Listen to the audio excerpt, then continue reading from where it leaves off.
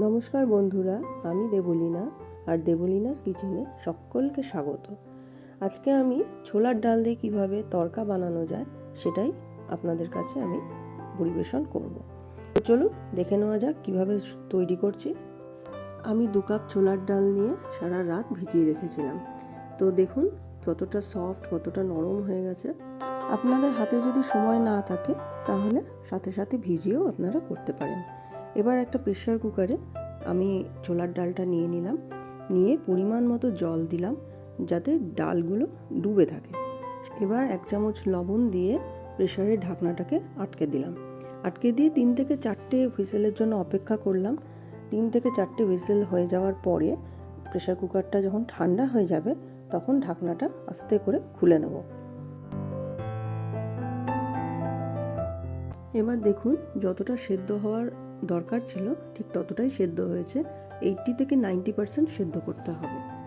এবার একটা কড়াই বসিয়ে সেখানে আমি রিফাইন তেল দিয়ে দিলাম 3 থেকে 4 চামচ, এবং শুকনো লঙ্কা একটা ফাটিয়ে দিয়ে দিলাম, আর 1/2 চামচ সাদা জিরে ফোড়নের জন্য দিলাম। ফোড়নগুলো থেকে যখন মিষ্টি গন্ধ বেরোতে শুরু করবে তখন কিছুটা রসুন কুচি দিয়ে দিলাম। রসুনটা যখন হালকা লাল হয়ে আসবে তখন 3 থেকে 4টে পেঁয়াজ কুচি মিহি করে কুচিয়ে রেখেছিলাম সেটা দিয়ে দিলাম। পেঁয়াজটা খুব লাল করে ভাজার কোনো দরকার নেই, আপনারা যেরকম ঝাল খান সেরকমভাবে লঙ্কা দিবেন। এরপর 2 ইঞ্চি আদাকে আমি খুব মিহি করে কুচিয়ে নিয়েছি।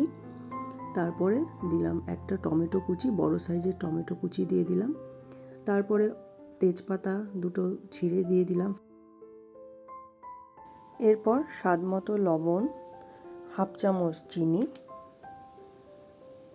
1/2 চামচ হলুদ গুঁড়ো, 1/2 চামচ কাশ্মীরি লঙ্কা গুঁড়ো, 1 চামচ মিট মশলা বা চিকেন মশলা ঘরে যা থাকবে, আর 1/4 চা চামচ হিং।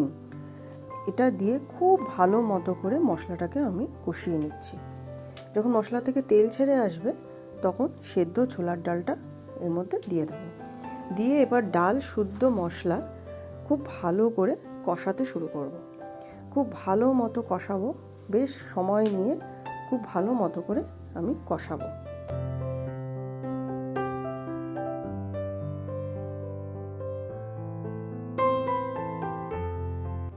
এবার দেখুন ডাল এবং মশলা খুব ভালো মতো আমার কষানো হয়ে গেছে।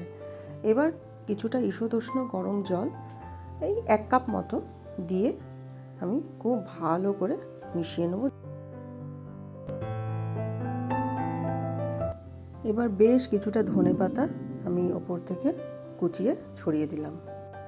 এরপর 1/2 চামচ শাহি গরম মশলা আমি দিলাম। 1 চামচ বাটার দিয়ে খুব ভালো করে পুরো তড়কাটা মিশিয়ে নিলাম।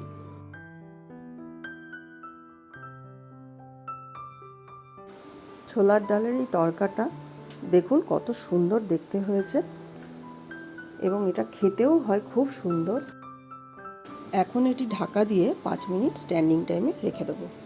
এই ছোলার ডালের তরকাটি আপনারা লুচি, রুটি, পরোটা, নান সব কিছুর সঙ্গে পরিবেশন করতে পারবেন।